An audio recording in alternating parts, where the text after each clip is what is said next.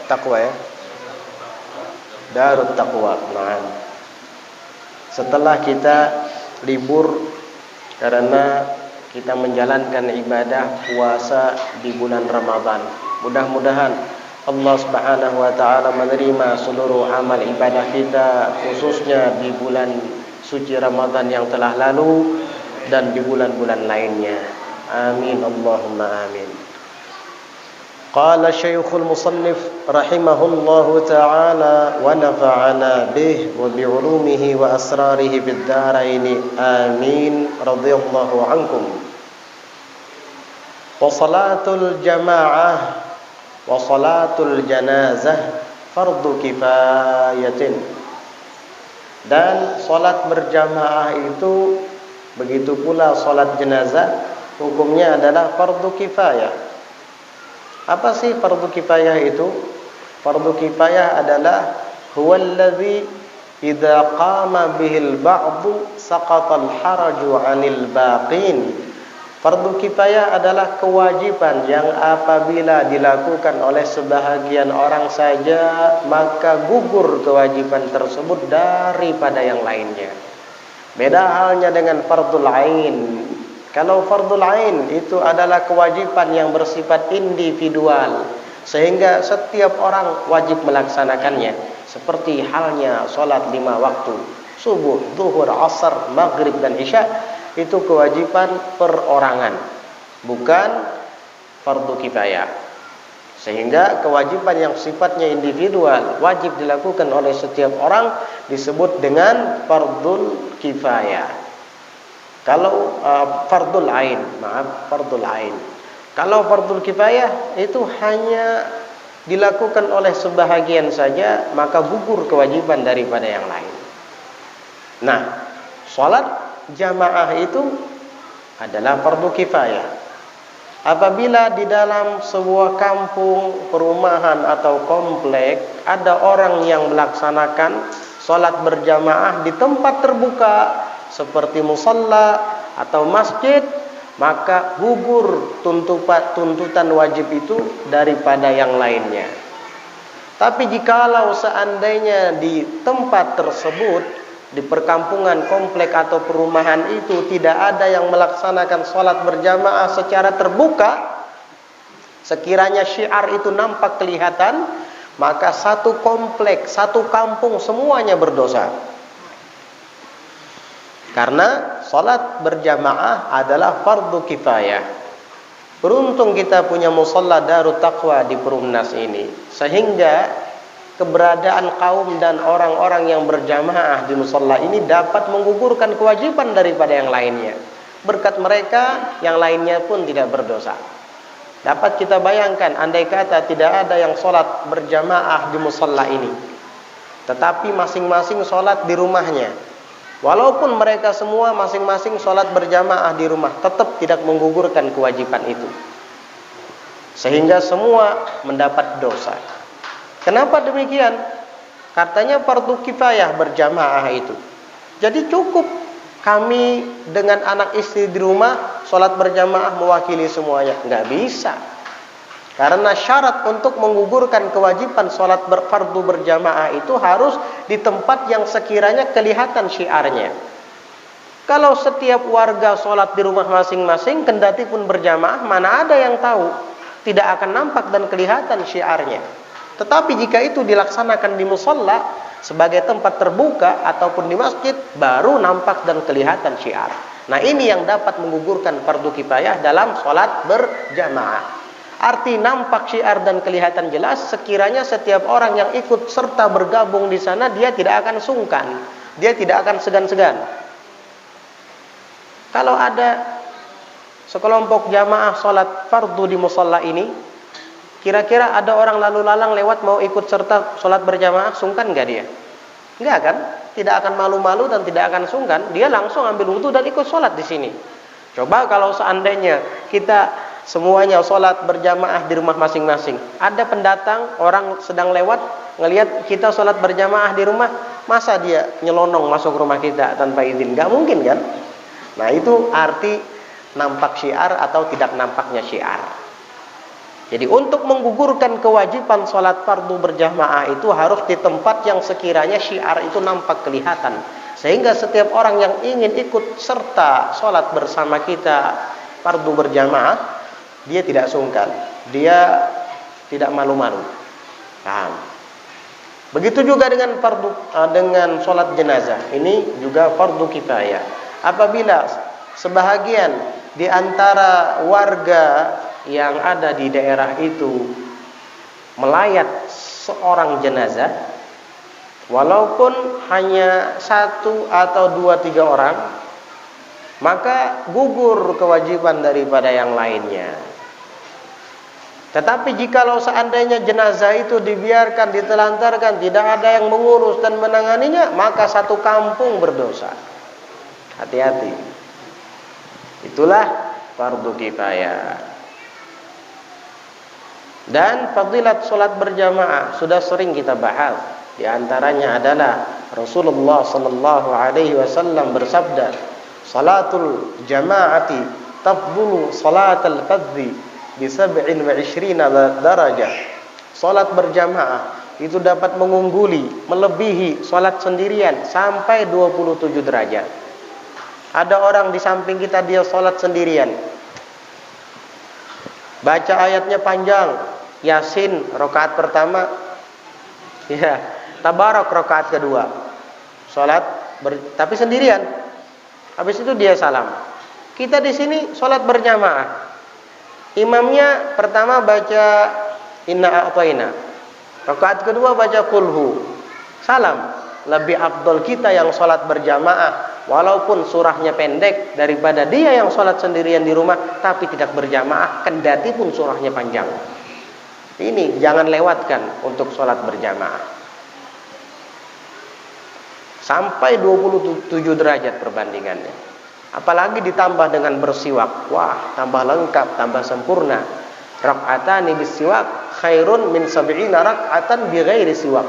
2 rakaat salat yang dilakukan dengan bersiwak lebih baik daripada 70 rakaat yang dilakukan tidak bersiwak. Ada orang salat sunnah 70 rakaat tapi tidak bersiwak, itu kakinya lelah, lututnya terasa lepas dari tempatnya. Karena 70 rakaat, bayangkan. Jangankan 70 rakaat, salat tarawih 20 rakaat aja enggak karuan. Pengen cepat-cepat selesai. Dan itu kan ngetek-ngetek, ya. Dipukul begini, capean. Apalagi 70 rakaat. Nah, orang ini sholat 70 rakaat tapi tidak bersiwak. Dan kamu sholat hanya 2 rakaat dan bersiwak. Ternyata sholat kamu bukan sama, lebih afdal, lebih baik daripada yang 70 rakaat itu. Itulah hebatnya sunnah Nabi Muhammad sallallahu alaihi wasallam, bisa melipat gandakan sesuatu yang kelihatannya sepele dan ringan itu menjadi berat di hadapan Allah Subhanahu wa taala hanya dengan sebilah siwak. Itu adalah keutamaan umat Nabi Muhammad SAW. Jangan lewatkan. Apalagi terutama salat subuh dan salat isya, itu sangat dianjurkan untuk kita berjamaah. Sehingga datang hadis riwayat khusus menjelaskan tentang keutamaan salat subuh dan salat isya berjamaah. Rasulullah SAW bersabda, "Man shalla subha fi jama'atin faka'annama qama al-laila kullah. Wa man shallal isya'a fi jama'atin faka'annama qama nisfal lail." Rasulullah sallallahu alaihi wasallam bersabda, barang siapa yang salat subuh berjamaah, maka seolah-olah dia telah bangun semalaman suntuk. Dan barang siapa yang salat isya berjamaah, maka seakan-akan ia salat setengah malam. Ada orang salat subuhnya berjamaah, tetapi dia tidak bangun malam. Namun pahalanya sama seperti bangun semalaman suntuk. Subhanallah. Atau tadi kita sholat isya berjamaah, ternyata malam ini kita tidur karena lelah. Pagi tadi sampai siang kita ada di tempat kerja, sehingga kita tidak sempat bangun malam. Tetapi kita sholat isyanya berjamaah, itu ternyata pahalanya sama seperti bangun setengah malaman. Artinya setengah malam kita beribadah. Apalagi nanti ditambah sholat subuhnya berjamaah, Berarti sama dengan beribadah 1 malam setengah. Subhanallah. Padahal 1 malam itu ya 1 malam saja, nggak ada setengahnya. Tapi karena kita sholat isya berjamaah, ya subuhnya berjamaah, bisa menjadi 1 malam setengah loh. Belum tentu itu bisa didapat oleh orang yang hanya sholat sunnah sepanjang malam, tapi dia tidak sholat subuh dan isya berjamaah. Dia hanya dapat mungkin pahala ibadah semalaman suntuk saja, dan itu bisa disaingi dengan sholat subuh berjamaah. Tetapi kalau kita subuhnya berjamaah, isyanya berjamaah, kita dapat 1 malam setengah. Padahal 1 malam itu cuma 1. Berkat kita subuh dan isyanya berjamaah, jadi 1 malam setengah. Hebat bukan? Jangan tinggalkan sholat isya dan subuh berjamaah.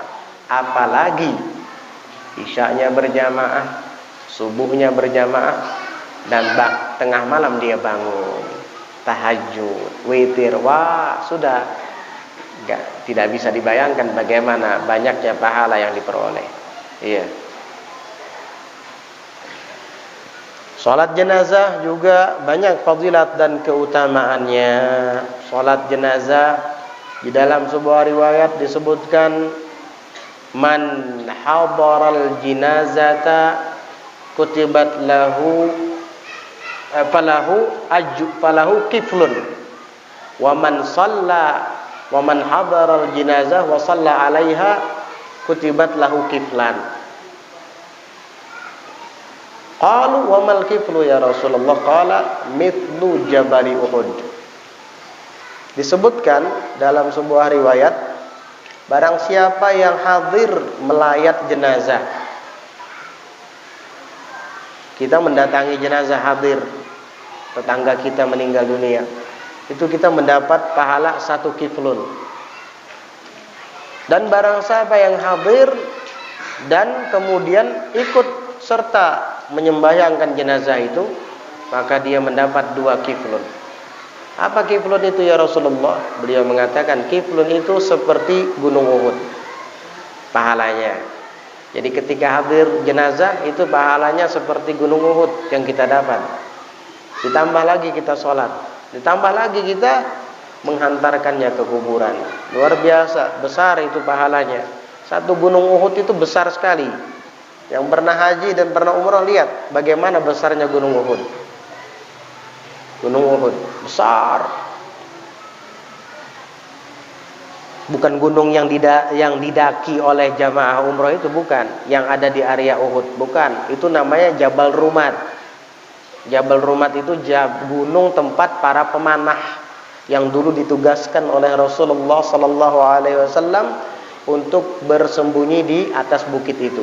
Bukan itu Jabal Uhud. Itu Jabal Rumat. Nah, kalau kita berdiri di Jabal Rumat dan memandang ke depan, nah itulah Jabal Uhud. Yang besar itu warna merah. Menghadiri dan melayat jenazah sampai menyolatkannya itu dapat 2 kiflun pahala. 1 kiflunnya seperti gunung Uhud. Luar biasa besar itu pahala. Fardu kifayah. Wal idani wal kusufani wal witru sunanun muakkadatun. Salat Id, Idul Fitri dan Idul Adha. Kemudian al-kusufan, salat gerhana matahari dan gerhana bulan. Wal witru dan salat sunat witir. Sunanun muakkadat. Semuanya itu adalah sunnah-sunnah yang muakkad. Sunnah itu ada kalanya mutlak, ada kalanya muakkad. Mutlak itu ghairul muakkad. Apa sih salat sunnah yang muakkad? Salat sunnah yang muakkad adalah salat sunnah yang tidak pernah ditinggalkan oleh Rasulullah sallallahu alaihi wasallam, la hadaran wala safara. Baik itu Nabi sedang ada di rumah ataupun sedang di perjalanan, beliau tidak pernah meninggalkannya. Itu namanya salat sunnat muakkadah. Tapi an-naflu ghairul muakkad atau mutlak itu ya kadang-kadang ditinggalkan oleh Nabi, kadang-kadang dikerjakan. Tapi kalau sudah sholat sunat muakkad, Nabi tidak pernah meninggalkannya. Walaupun statusnya sunnah, tetapi di mata Nabi itu seolah-olah wajib. Karena apa? Karena beliau tidak pernah meninggalkannya. Apa? Di antaranya al-Idan, 2 hari raya, Idul Fitri dan Idul Adha. Idul Fitri tidak pernah ditinggalkan oleh Nabi, tanggal 1 Syawal yang kemarin kita laksanakan. Kemudian Idul Adha tanggal 10 Zulhijjah juga tidak pernah ditinggalkan oleh Nabi. Begitu juga dengan gerhana bulan, baru saja beberapa minggu yang lalu ada gerhana bulan. Sunnah untuk sembahyang. Gerhana matahari juga demikian. Wal witru, dan sholat witir juga sama. Nabi tidak pernah meninggalkannya. La hadaran wala safara, baik itu di saat beliau ada di rumahnya ataupun di dalam perjalanan, tidak ditinggalkan oleh Nabi. Beliau bangun di tengah malam, ambil wudu dan sholat sunat witir sallallahu alaihi wa ala alihi wasallam. Di dalam mazhab Hanafi, sembahyang sholat sunat witir ini wajib. Dalam mazhab Hanafi wajib, tapi dalam mazhab Syafi'i tidak. Karena ketika seorang sahabat bertanya kepada Rasulullah SAW tentang apa saja yang diwajibkan dalam Islam, Nabi menyebutkan sholat 5 waktu. Lalu sahabat itu bertanya, hal alayya ghairuha ya Rasulullah, apa ada selain yang 5 waktu itu wahai Rasul? Nabi menjawab, la illa anta tatawwa, tidak ada, kata Nabi, kecuali engkau ingin melaksanakan sholat sunnah, silahkan.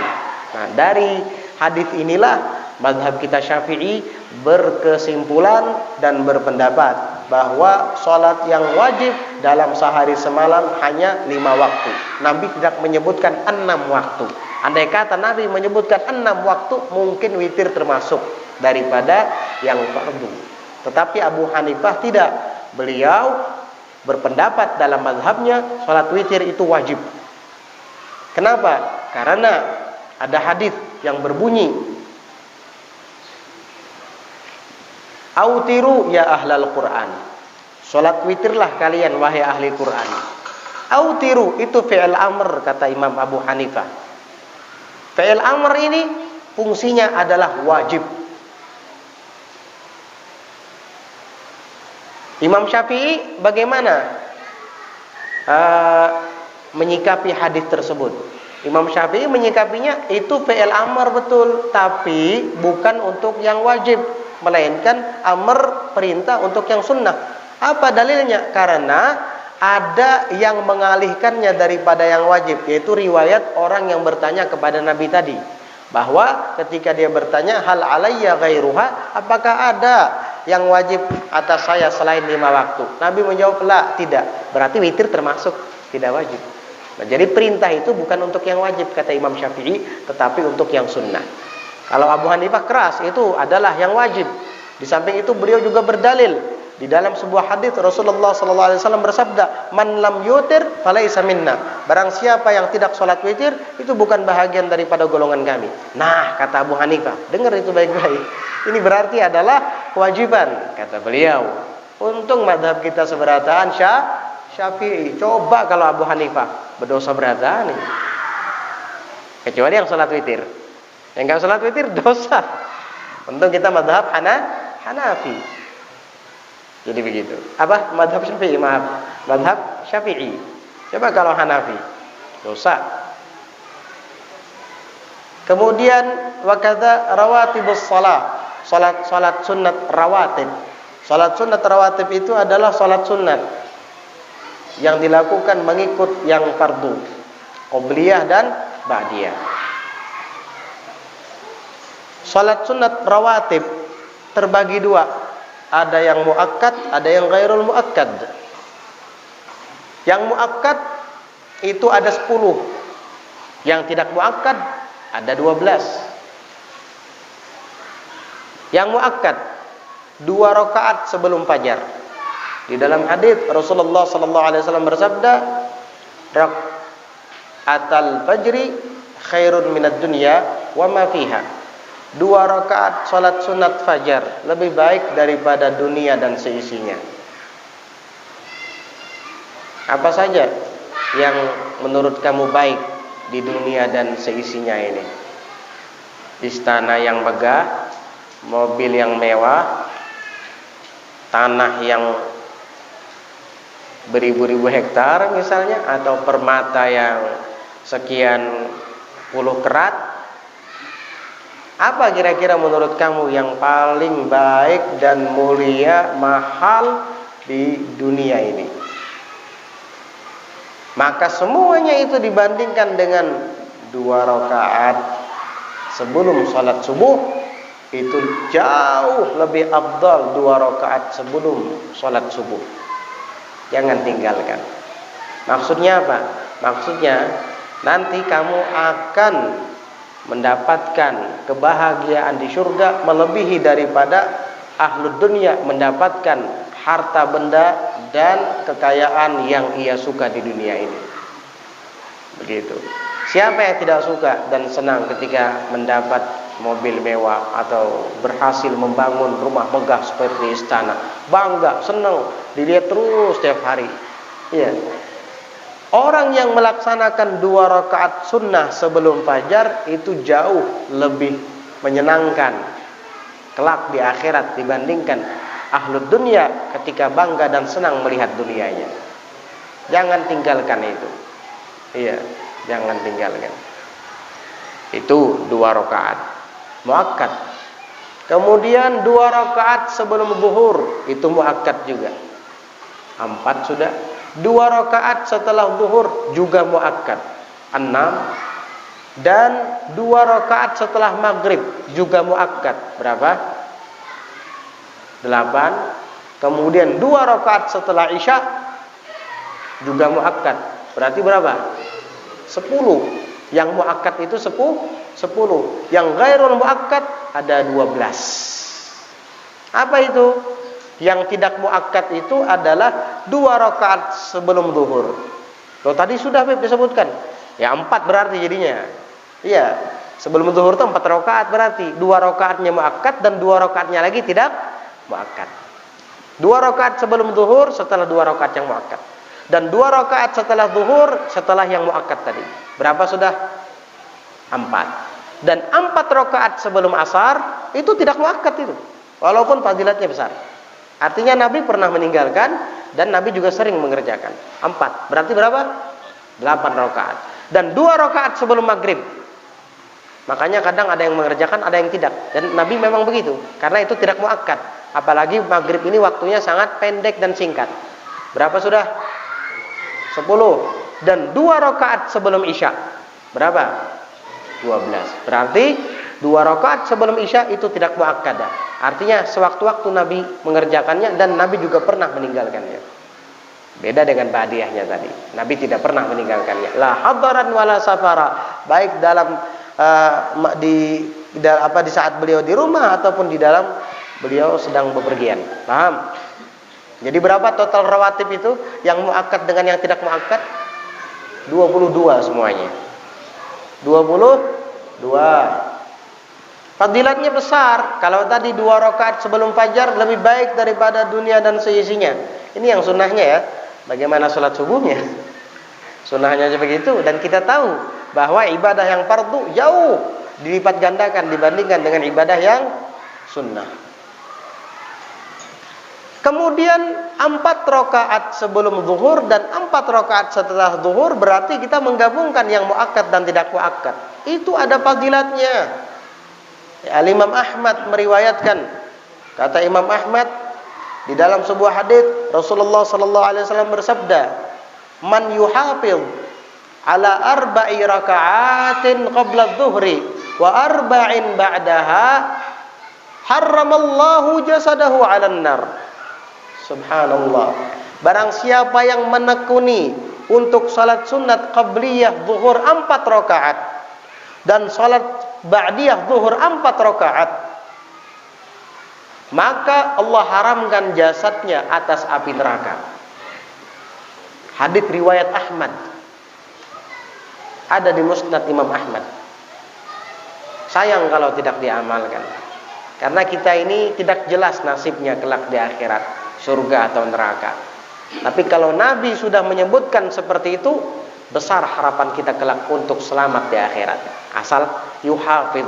Apa itu yuhafidh?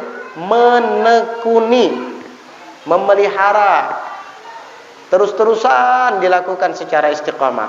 Qobliyah zuhurnya jangan 2 rakaat lagi, tambah lagi 2 rakaat jadi 4. Ba'diyah zuhurnya juga begitu. Pahalanya Allah haramkan jasadmu atas api neraka. Rawahu Ahmad.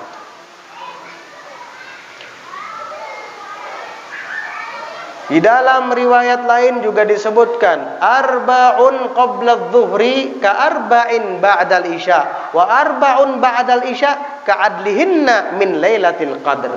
Rawahu Ibnu Majah wa Ibnu Hibban.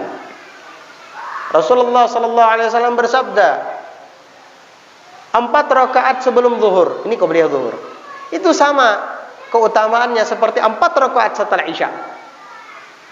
Dan 4 rakaat setelah isya itu fadilatnya sama seperti bangun di malam Lailatul Qadar. Artinya sama seperti sholat 4 rakaat di malam Lailatul Qadar. Maksudnya 4 rakaat ba'diyah isya itu bagaimana? Kan tadi katanya ba'diyah isya cuma 2 rakaat. Maksudnya setelah isya itu kita sholat sunat 2 rakaat dulu, kemudian 2 rakaatnya lagi terserah. Mau sholat sunat witirnya misalnya, atau mau sholat sunat mutlak saja, atau mau sholat sunat hajat, terserah.